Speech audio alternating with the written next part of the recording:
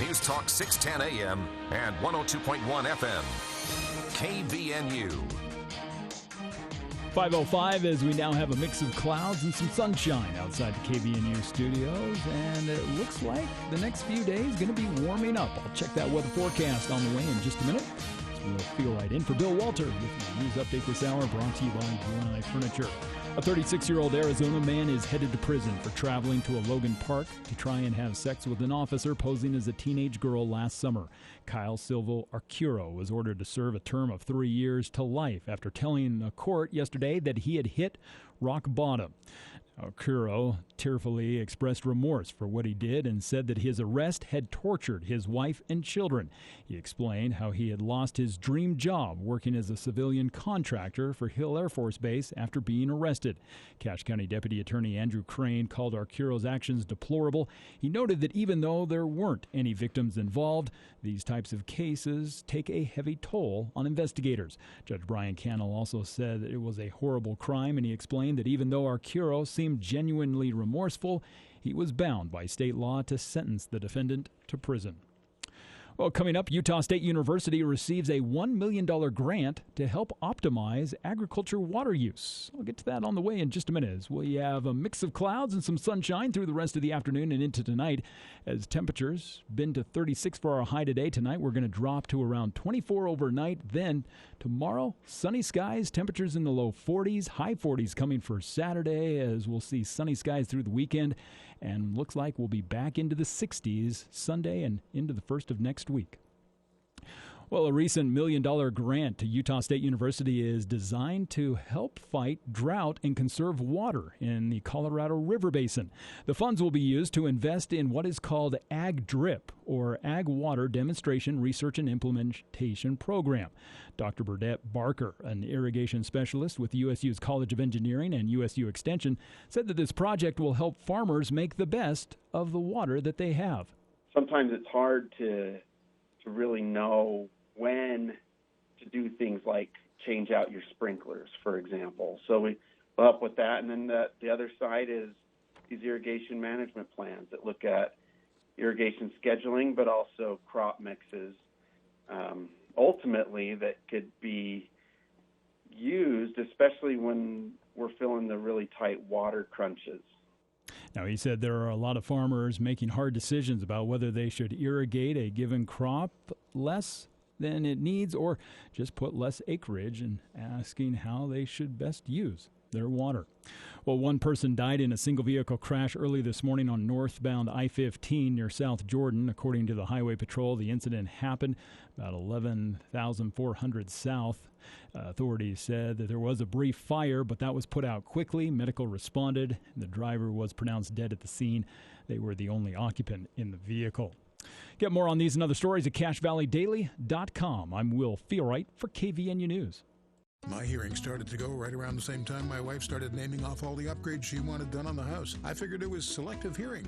To be honest, I was actually pretty upset when it was suggested that I might need hearing aids, but ultimately I knew it was time for a change. At Cache Valley Hearing and Audiology, we can help you regain the confidence that you're hearing life the way it was meant to be heard. Bring back what you've been missing. Bring back Cache Valley Hearing and Audiology. Visit CacheHearing.com for details. Some companies will quote you a lower price just to get you to commit to having them perform a service for you, but not John Hanson, the Duck Hunter. When you see coupons or prices advertised for services, we highly recommend you call and ask a lot of questions. Find out what other costs might be added, what type of equipment and experience they have, and what you can expect from their finished result. This tip will get you better service and a good price. For a free consultation on air duct cleaning and dryer vent line cleaning, call the Duct Hunter, 770-4813. We are the Duck Hunter. It's time for Valley Recycling's annual Earth Day event. Bring your aluminum cans, old automobiles, copper, steel, and other metal scrap to Valley Recycling's facility at 145 North 10th West in Logan to receive bonus pricing. This year's Earth Day events will run from Monday, April 10th through Saturday, April 15th. In addition to the bonus pricing, customers will receive food coupons to Firehouse Pizzeria and giveaways from other local vendors. For pricing and other information, visit valleymetalrecycling.com. The guys at UNI Furniture are grateful for all the snow we've been blessed with this winter, but they're ready for spring. Shop UNI's spring sale on mattresses. UNI Furniture's most talked about mattress is the copper-infused memory foam. It's by far the coolest and most responsive to touch mattress they've ever seen, and it's great for side sleepers and people with back issues. Come in for a demo. Whether it's a mattress, a full bedroom set, a comfy sectional, or just a chair, you'll always find a better buy at UNI Furniture. UNI Furniture, downtown Logan.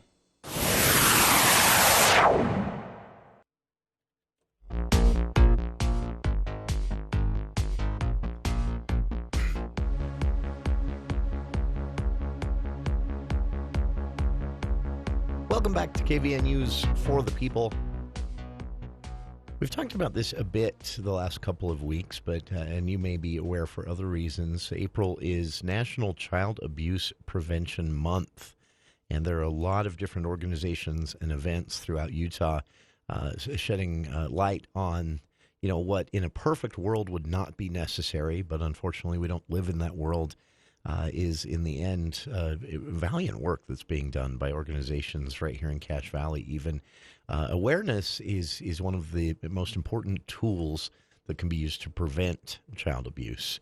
Joining us right now from our good friends at the Family Place Utah, joining us Dr. Sheryl Goodey of the Family Place. She's executive director there at the Family Place. And Dr. Goodey, we spoke with you a few times last year as we celebrated the 40th anniversary of the Family Place, but today we have a very specific thing to talk about, right? This National Child Abuse Prevention Month is a meaningful time for all of you there at the Family Place. It is. Prevention is so important to us because we have found if we can prevent child abuse, that it saves a lot of tax money as opposed to that intervention piece. And so we also have partnered Child Abuse Prevention Month with Utah Family Strengthening Month because we want to teach our community that there are ways that we can prevent child abuse through strengthening the family and increasing resilience. So those partner well together. Dr. Goodey, it was interesting to me. The state a few years ago started research through a task force into intergenerational poverty and some of the issues facing families. And one thing they discovered that wasn't part of what they were tasked to research is that oftentimes child abuse can be generational. It can be something that hangs with a family, throughout multiple generations. But they also found that something as simple as more access to food, some very basic training on parenting skills and coping skills with the stresses of life could have a huge positive impact, right? Yes, you're right. And some of the resources that the Family Place provides to help give additional tools, like you said, are those educational classes. I've heard many parents say, if I only would have known, if I would have additional tools, this child is a little different than my previous child, and I don't know how to best parent them. And so having those tools can help prevent child abuse and help us to be more successful in our home. Of course, all of you there at the Family Place see a side of this that the rest of us are sheltered from, outside of, an occasional news story here or there. On a daily, weekly, monthly basis there at the Family Place, you're dealing with children who have maybe come out of a traumatic situation or families that are trying to deal with something like this. How do you go about that? What's the first step? The first step is to provide empathy and support. We often assume that families in Cache Valley have a variety of support mechanisms, and they often don't. Maybe they just moved here, maybe they don't have extended family here, or don't have those tools. And so we want to be that support system. We want to be non-judgmental and invite them in and to provide a variety of resources from therapy to those education classes or maybe to some respite care in our kids' place to allow parents to have a weekly 2-hour break in an effort to prevent child abuse and to increase resilience in the home. Speaking, you used the word support there. Speaking of support, for listeners, the Family Place is a nonprofit organization, and they depend on the support of both, philanthropic foundations, corporations, and you, the individual, donating time or money, help them to do what they do. And I've joked about it many times here on the show, Doctor. The starfish giving wheel and those little black lab therapy stuffed animal puppies you can buy. I love the idea of just a $20 donation making a big difference in a kid's life. And for listeners, you can be a part of that. TheFamilyPlaceUtah.org is the website, and they do need volunteer help occasionally as well. So look into that there and support the work they do. Again, recognizing April as National Child Abuse Prevention Month. And, Doctor, this is... back to the theme of something the rest of us are sheltered from. I've talked to a lot of people who have said, or who believe, I guess, this is an occasional thing. It pops up once in a while, but child abuse that means a lot of different things, right? It does, and I think that our community would be surprised to learn that in the calendar year of 2022, so our most recent year, there were over 350 substantiated cases of child abuse. So that is how many that are known, that have been investigated and are considered substantiated. And just think of how many more there could possibly be that have not been reported. So I don't think that we are sheltered any more than another community from such hardship and challenges. Sure. And it's important for us all, as staggering as those numbers are, it's important for us all to recognize that, to realize this does happen in our communities, in our neighborhoods, maybe even in our own extended families, and that organizations like the Family Place are there to help. What is there something we can all do as individuals, in addition to supporting the work of the Family Place, the work of CAPSA, all these great organizations here in Cache Valley doing work to help people, get over and through, rather, a traumatic experience, children, adults, and the like. What can we all do as individuals, if anything? So thank you for asking. I have a few ideas that might resonate with you. First of all, this Saturday is our 18th annual Blue Ribbon Benefit. And we call it that because that blue ribbon signifies that Child Abuse Prevention Month. And we're all wearing a blue ribbon to remind people about that. And that's at 5 o'clock at the Riverwoods this Saturday. And tickets can be purchased on our website, thefamilyplaceutah.org, to be able to come and enjoy a dinner and learn more about our services and how people can help.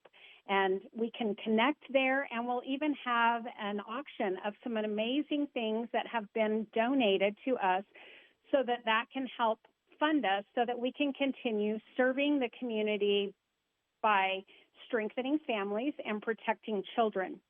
Then a week from now, on April 19th, we are going to honor those substantiated cases of child abuse that have occurred in Cache Valley the last year at our annual event, which is called Steppin' Up for Kids.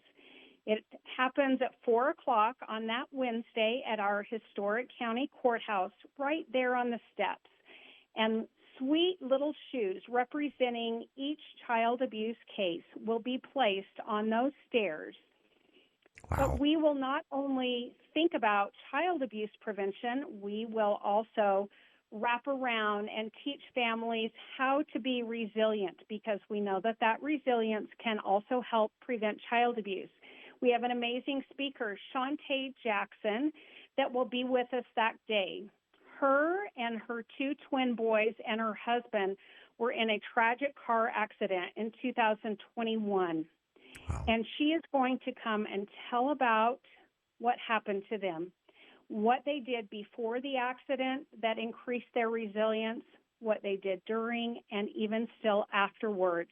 because that resilience is what has made them successful as a family to be able to withstand the surgeries, the challenges that have happened in their homes since that terrible accident. Dr. Goodey, the theme of resilience is what I like best about having the opportunity to talk about the work of the Family Place and encourage people to support the Family Place, because it's not a matter of helping a family or a child through a couple of rough days or a couple of rough weeks, and then you send them on their way with a good luck. This is really about strengthening families, teaching adults how to build that resilience to weather, because life is going to throw things at you, right?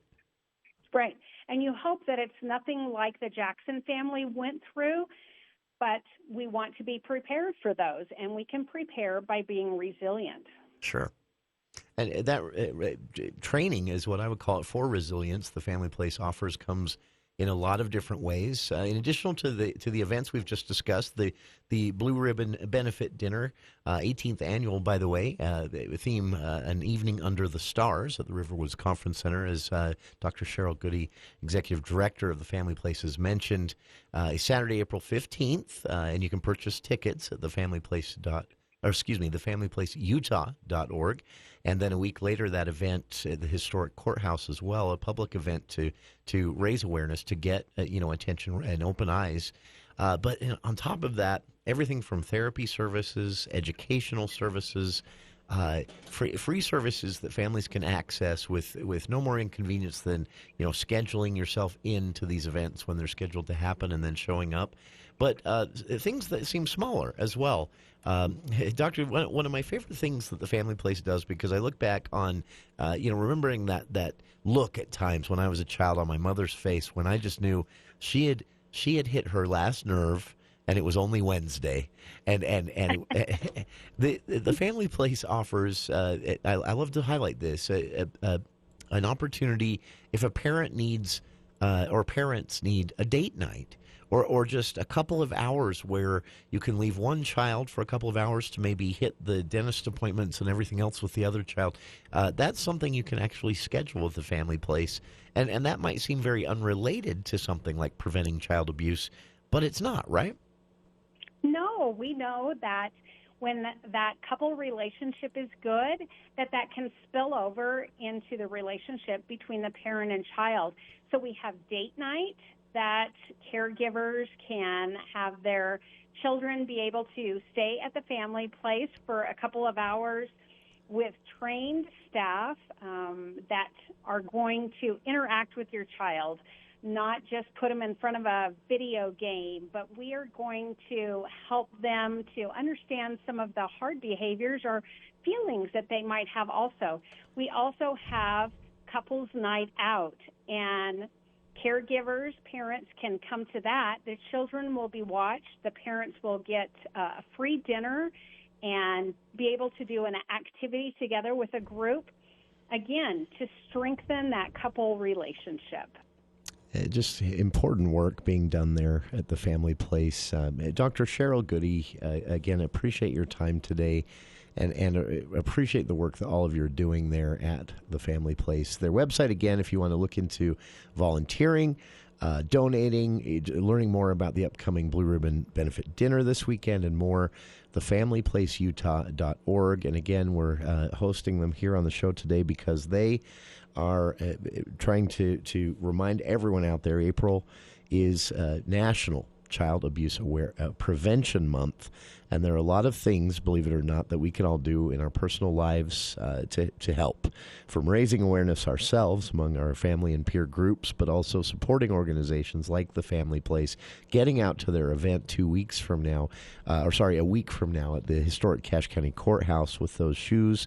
It's a tear-jerking event, but it really has an impact. And so reach out if you can help them, and also reach out if you can benefit from their services. Again, thanks to you, Dr. Goodey, Goodey, and to everyone there at the Family Place for the work you're doing, thefamilyplaceutah.org, and we'll speak again soon.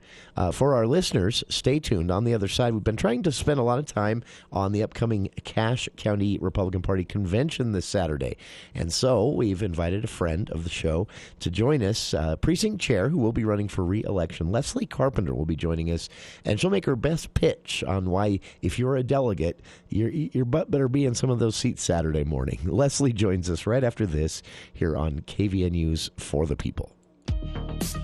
DD Auto and Salvage has seen hundreds of you taking advantage of high metal prices for autos and other scrap metal. It's Earth Day this week, and DD Auto and Salvage is going to continue to do their very best to give the highest possible prices. If you have an automobile or scrap metal, let DD Auto and Salvage help clean it up. Call DD Auto and Salvage at 787-1204. That's 787-1204 today. Happy Earth Day, Cache Valley. See store for details. Here's Chad Norton, the lawn doctor, with a tip for your lawn. It's that time of year again. As you look out at your lawn, you will see lots of matted down, dead-looking grass. It's most likely snow mold.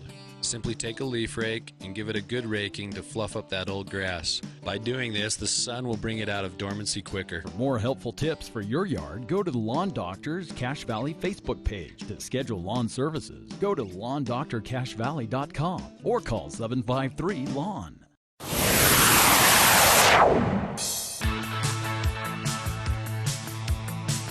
Welcome back to KVNU's For the People. Jumping right back in because, well, it's always the case with me. I'm a little too wordy during our segments and we're running late. We have a guest who's been patiently waiting on hold to talk to us about something really important coming up this weekend, and it is the Cache County Republican Party Convention.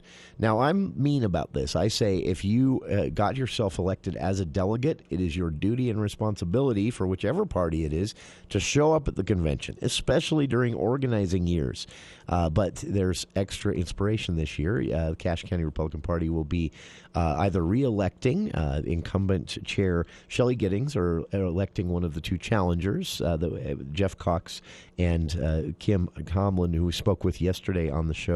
We've had a chance to talk to them all this week, and we do that in the hopes that this will inspire people to get out. You don't have to be a delegate to go, and there are a lot of reasons you should. It's interesting, to say the least.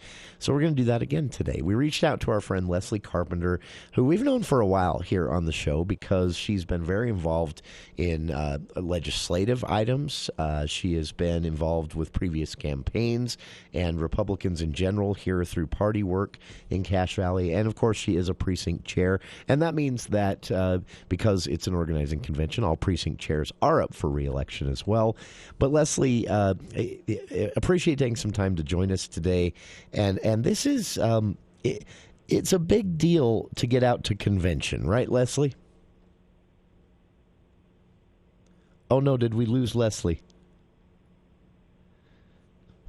Oh, all that setup. Leslie, are you there?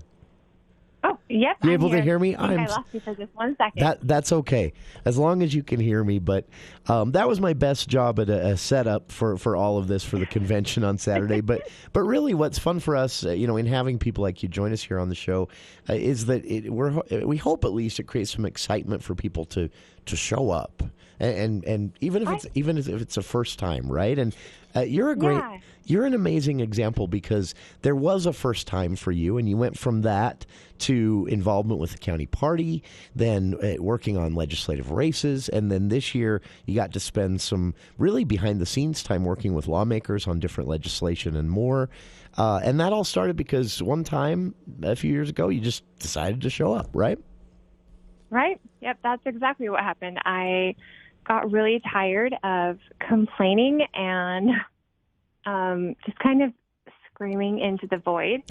And so I just took that frustration and was like, you know what, it's time for me to channel it into something more productive. And I just kind of jumped in with 2 feet. Sure. Everything that you said is totally true. Like, I just have one tiny correction because it's really confusing for people who aren't in the party.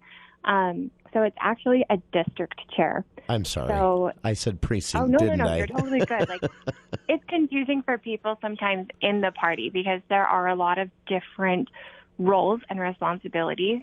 And so we will actually be electing precinct chairs next spring. That's the caucus night that's event, when we do right? like our caucus night, and like we do our county and state delegates, all brand new ones, and that's when they will elect their precinct officers. So this year we are doing just the leadership. So we're doing all of the county party leadership, and then we will be doing all of our district chairs. And so all of the county is basically chopped up into like segments. And over my district, I'm the Northeast District Chair. So I'm over North Logan and Hyde Park, and I think a little bit more than half of Smithfield. Okay. So I'm the person that all of the precinct chairs call when there's a problem. Okay, that's a great explanation, and that is often the case that there's a problem, right? And those things have to be sorted out before. What's the experience been like so far as precinct chair? Or excuse me, I did it again. I'm sorry. It's just stuck in my brain. No, you're as good. as district chair, what's the experience been so far? What are some of the biggest challenges to keep people involved? The first one I would say is I got thrown right into basically organizing and running a caucus night, like almost immediately. Like, wow. I was put in and I had to do it, and I had several venues that I had to operate, and I had to find people to operate the other venues because I couldn't be in all of them at once. I had to make sure that people were following rules. Many of them, it was their first time coming to caucus, and so they came to me and they were like, we don't know what to do about this. And I'd have to go through them one by one and say, okay, this is how we're going to structure it.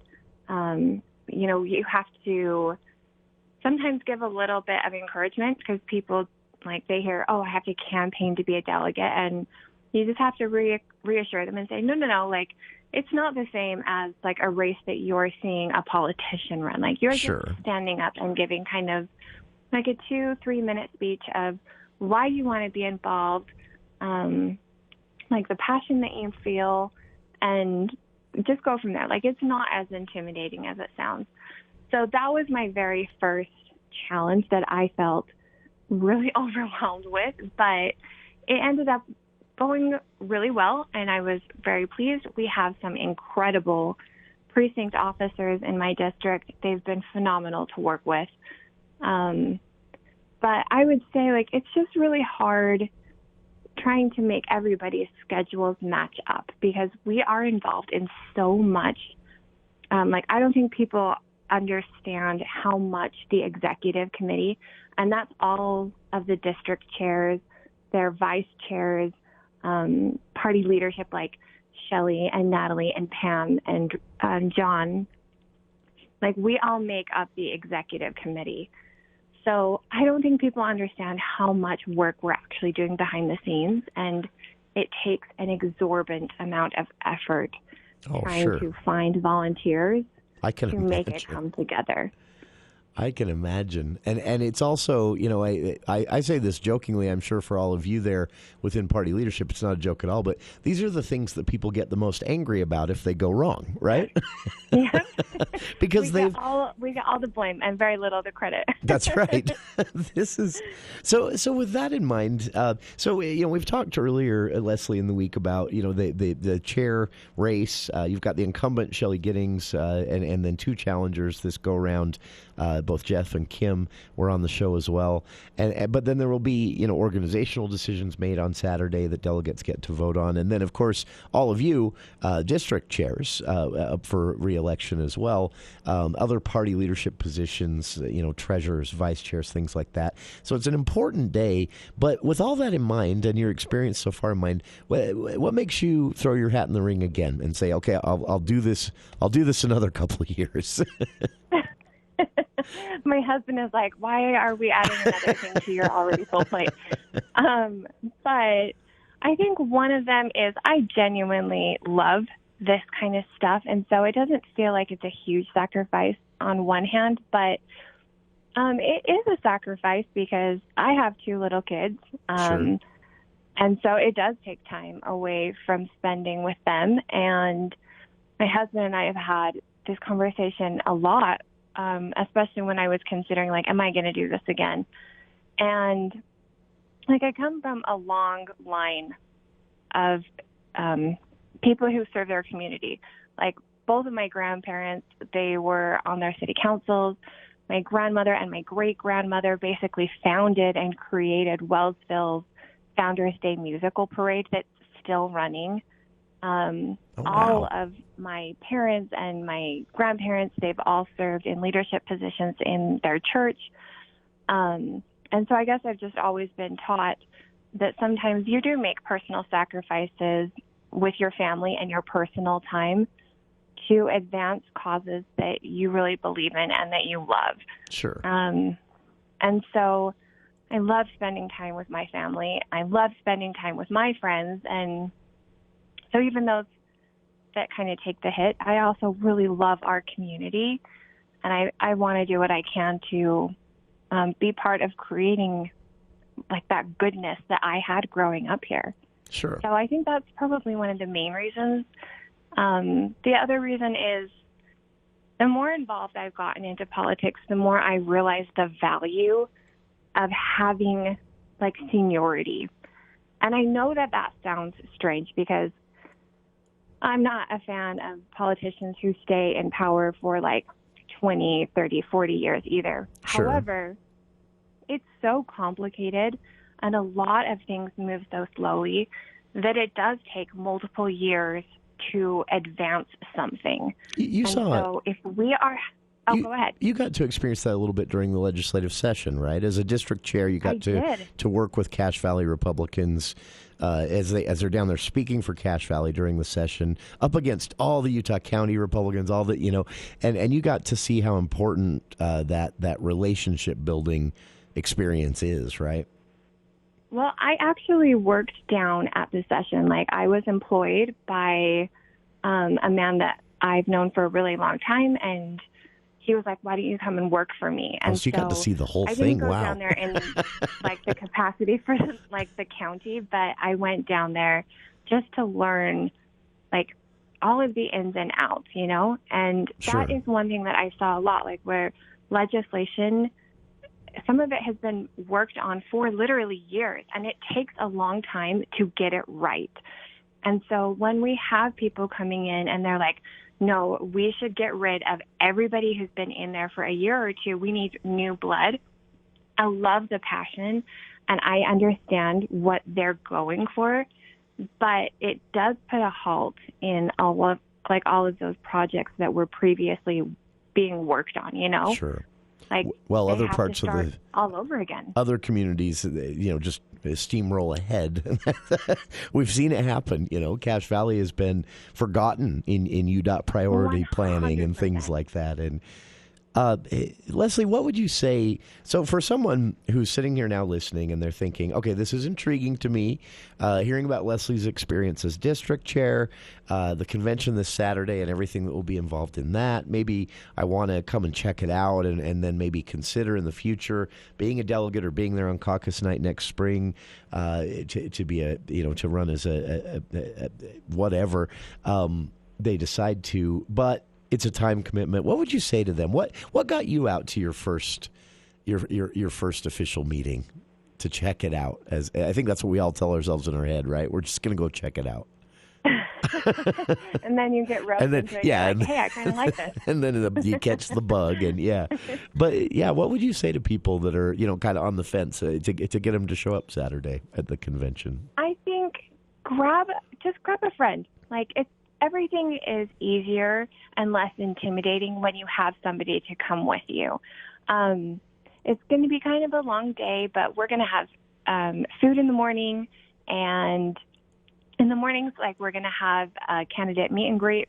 You can kind of mill about and chat with everybody. It's going to be really low key, and like, just come and soak it up. Like, if they have questions, by all means, like, come and find me, and I will help you get set up for just having smaller roles. Like, there is so many possibilities of ways that you can get involved that does not require like the 14, 20 hours that like a district chair is putting in Sure. with these types of events. That's great advice. And Leslie, it's an honor to speak with you because it's been really fun to watch your story as it's played out, and the things you've been able to get involved in and learn too, and then sort of pass back on through the Cash Republican Party. It's really been fun, and I hope you stick around for longer. I hope they don't burn you out too soon. But for listeners out there, before we head to our news break here, unfortunately, we've got to get to it. But one last thing for listeners out there, if they want to get in touch with you, either Saturday morning, they've got questions about the convention, it's their first time, or they want to get in touch with you and talk about your run to be reelected as a district chair and what that experience has been like, they should just look for you Saturday morning, walk around yelling, "Hey, is Leslie here?" Does that work? Yep, they can do that, or they can email me. My email is leslie@lesliecarpenter.com. They can text message me. I've been texting with multiple delegates all day today. That's probably the best way because I'm still working on preparing for the county convention, Sure. so I don't have big chunks of time to go to some of these other events. So putting in texts and calls I can fit in really easy. And my number is 435-764-2225. Very cool. Even if they don't want to get involved with Saturday, if they just want to get in touch with me to talk about what opportunities they have to get involved generally with the public, I would love that because there are many, many ways. You Sure. don't have to run to be a delegate. You don't have to be a precinct chair or a district chair. We just want you to come and give us your opinion. We want to know, what your thoughts are. And, Sure. We can't be accurately represented if a significant portion of our people are staying silent. That is very well said, Leslie. And that's kind of the point of all of this for folks out there listening. Again, my lecture every time is if you're a delegate, you signed up for this, go do your duty. You better be there Saturday morning, starting at 8 with that candidate meet and greet. But if you're just out there and you're curious, it's a fun way to get involved. It's a fun way to experience the process. And, of course, this all begins 8 a.m. With a candidate meet and greet style event Saturday morning. The Cache County Republican Party every other year organizing convention.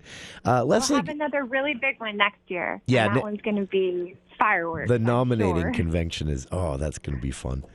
Leslie, a pleasure to have you join us here today, and thank you for doing it. And for our listeners, again, Leslie Carpenter got involved several years ago and has since, she's been elected, of course, as district chair for the Cache County Republican Party. She's gotten to work with our conservative lawmakers down on Capitol Hill, see how the sausage grinding process works a bit, and also has been involved in Republican candidate campaigns and more. And all this started with her just showing up one day and asking some questions. So let that be an inspiration to you. And Leslie, best of luck in your reelection campaign there as well as district chair.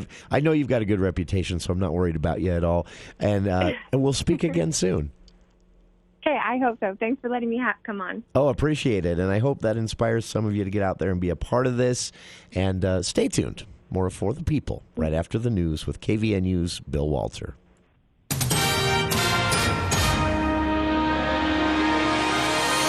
Thank you, Jason. The news this hour is brought to you by The Lawn Doctor. At their regular meeting earlier this week, the Cache County Council reluctantly approved the membership of an advisory committee to oversee the open space bond approved by county voters last November. Prior to that vote, Council Chair Dave Erickson expressed disappointment with the slate of appointees forwarded to the council from the office of County Executive David Zook. Now, standing in for Zook was Chief Deputy Executive Dirk Anderson. He said overall, the County Executive's office had received 80 applications for membership in the committee. Now, the proposed voting members were Claire Ellis, Brent Thomas, Dave Radfield, Kendra Pendry, along with Christopher Sands, Jody Harris, and Eric Eliason. The proposed ex officio members were County Council member Catherine Buse and Reagan Wheeler. Erickson observed that most of those proposed members were residents of Logan, and he had wanted to see more diversity on the board.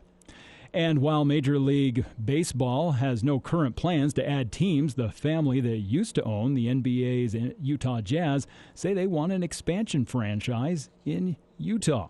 Now, Major League Baseball Commissioner Rob Manfred has said repeatedly that he doesn't envision an expansion until the Tampa Bay Rays and Oakland A's get their new ballparks. But the Miller family that bought a share of the Jazz in 1985 is looking to bring a baseball team to the state. Steve Starks, CEO of the Larry H. Miller Company, said in a statement that over the past year they have enjoyed ongoing conversations with Major League Baseball and have formally registered their interest in Salt Lake being considered in the expansion market.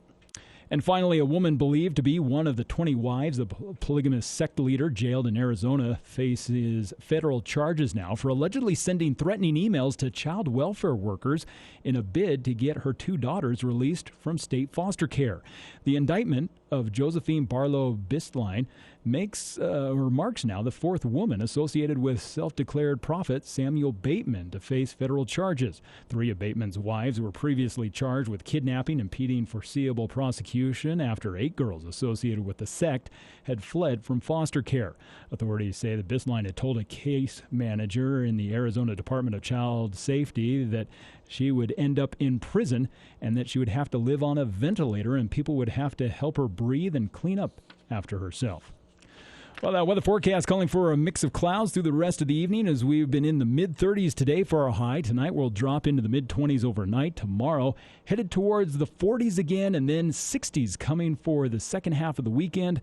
As looks like after this storm passes tonight, we're going to see mostly sunny skies for the next several days. Chance of some showers possibly coming Tuesday and Wednesday of next week. I'm Will Theorite for KVNU News. With this incredibly cold and wet winter, it's put everybody behind on lawn care services. Logan Extermination is ready to serve you. They offer the following services: outside bug spray from April to October for $65 per spray. Spray for weeds in your lawn as soon as possible for only $45 per 5,000 square feet. Don't forget, Logan Extermination can aerate your lawn to get airflow to combat the extra snow and moisture. Call Logan Extermination today. Logan Extermination, 752-8450. The Logan Spring Home Show is back. Join the fun. April 14th and 15th at the Cache Valley Event Center. Friday, noon to 8, Saturday, 10 to 6. Save big on all your home improvement projects and take advantage of exclusive deals found only at the show. The Logan Spring Home Show is this Friday and Saturday. Come see all things home, from roofing, flooring, windows, doors, and more. It's free with plenty of free parking at the Cache County Event Center. Visit LoganHomeshow.com for more information. We'll see you there. Welcome back to KVN News for the People. Way behind on the clock here, so we're going to jump right back in because I'm really excited about this one. News that USU had received a $1 million grant to optimize ag water use and explore options in that field, and it gives me an excuse to say something I've always wanted to say on the show. The money will be used for something called ag drip. With the details, here's Craig. Well, thank you, Jason. A recent $1 million grant to Utah State University is designed to fight drought and conserve water in the Colorado River Basin. These funds are going to be used to invest in what is called Ag DRIP, or the Ag Water Demonstration Research and Implementation Program. Dr. Burdette Barker, an irrigation specialist with USU's College of Engineering and with USU Extension, is joining us on this one.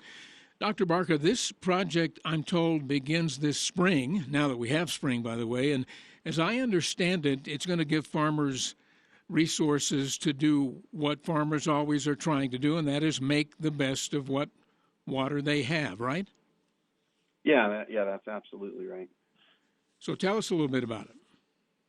Yeah, so my colleague, Matt Yost, who's in our Plant, Soils, and Climate Department, is the project lead and was involved with the Central Utah Water Conservancy District in the planning of this project and kind of its inception, along with Jacob's engineering group. And the idea was, hey, let's take some of what we know are best practices and some of the resources that we have available through extension, and have Central Utah and others support this to help get it more in a kind of a one-to-one outreach scenario with growers in the Colorado Basin. How many farmers are involved in this? So the project, this is year one, will involve 25 farms and 5 irrigation companies, so canal companies or other irrigation suppliers, water suppliers. And the intent is to continue for 4 more years with an additional 25 and 5 respectively in each of those years also. So is it underway now? We're in the phase of purchasing equipment and hiring technician support for the outreach. Our collaborations with our county faculty and in extension, we have not just those of us on campus here in Logan, but we have our county faculty throughout the state. And so we're working primarily with our faculty out in the Uinta Basin on reaching out to potential collaborating growers. And so that's kind of where we're at right now. So if I understand it, this is going to be farmers working with extension experts, testing alternative crops, and then developing irrigation management plans. Right, yeah. So we'll go out. Being an engineer, my side is heavily involved in assessing systems. We do evaluations of an irrigation system on each of these farms, make any recommendations on the benefits or costs of any kind of maintenance or improvements. Sometimes it's hard to really know when to do things like change out your sprinklers, for example. So we'll help with that. And then the other side is these irrigation management plans that look at irrigation scheduling, but also crop mixes, ultimately that could be used, especially when we're feeling the really tight water crunches. Yeah. And are you going to have irrigation companies involved? Yeah. So we will, by the time the project's done, we should work with 25 irrigation companies. Now, when you say irrigation companies, you mean water suppliers, right? Yeah. Mm-hmm. Yeah. Yeah. So we'll work with 25 of those and looking at delivery schemes and what can be done on their side to help tailor management to changes in farm irrigation management. How hard, let me mention, we're talking with Dr. Burdette Barker of USU about this recent $1 million grant to USU to fight drought and conserve water in the Colorado River Basin. How hard was Utah agriculture, or how hard has it been hit by this drought of the last, 2020 to about 2022? It's been pretty severe, and there's been a tendency in some sites to say, well, agriculture uses so much water or this or that, and of course, I like to say everybody likes their own water use, but a lot of our farmers under normal circumstances receive less water than they might be entitled to by water right. And so then we add, the drought conditions to that, and you've got a lot of people that are making some hard decisions about, hey, do I irrigate this crop less than it maybe needs? Do I plant less acreage? how do we use that water? And there's been a lot of those decisions being made, and we're hoping that this project will provide a set of tools that will help people better make those choices or support them in those choices. Yeah. How long is it going to take, do you think, to begin to see the results of this work that you all are now embarking on? I think we'll see some fairly quickly. If we're talking about seeing like a major change in water availability in the Colorado system or something, that's not really the immediate goal of this project. The goal is to provide the tools that then can be used under, depending on what the supply scenario looks like in a given year. And so some of these tools just of themselves aren't necessarily going to suddenly result in 20% less diversions or something in the Colorado Basin. What's going to happen is they're going to give these growers and then hopefully kind of expand out to others that maybe aren't directly participating in the program, the information and tools and skill sets to really know how best to work with the water supplies that are given and given other demands on the system when in the Colorado is a system that's pretty much always short of water. So then as the different conservancy districts and different water users are working, now they've got kind of a foundation to work from. Well, it's an interesting story and obviously potential benefits for a lot of people in the West alone. And I want to thank you, Dr. Barker, for guiding us through this, and we'll keep following what is going on. Yeah, great. Thanks for having me. Let's get back now to Jason.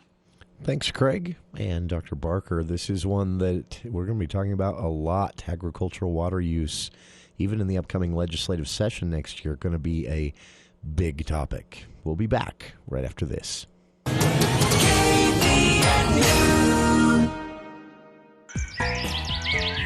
Hear that? That's the announcement that spring has arrived. It's not just spring, but great deals are worth singing about too. Luckily for you, it's the Spring Spectacular Sale at Discount Tire and Automotive. And those noteworthy deals are everywhere, store-wide. Like when you buy a set of 4 select BF Goodrich tires, you can save up to $149. Choose Discount Tire for the lowest tire prices anywhere. Plus, get the best financing options around. Choose 12 months, no interest, no credit check financing, or layaway. Whatever your budget, Discount Tire and Automotive has the will and the way. Hurry, these special savings end April 30th. You won't find a better deal online or at any other store. Make your tire and service reservations online 24/7 at webtires.net. It's the Spring Spectacular Sale at Discount Tire, 885 North Main in Logan, 110 South Highway 165 in Providence, and 728 South Main in Smithfield. Discount Tire.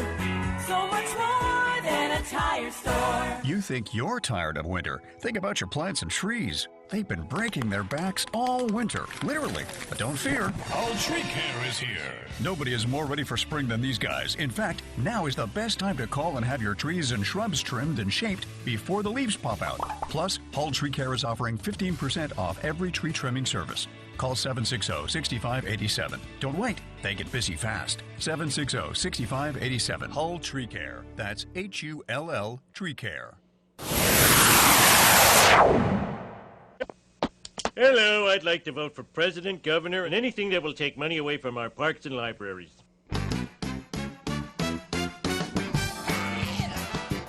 Appreciate everyone tuning in. That is our show for today, but I hope you'll be with us tomorrow. Speaker Brad Wilson has made it official.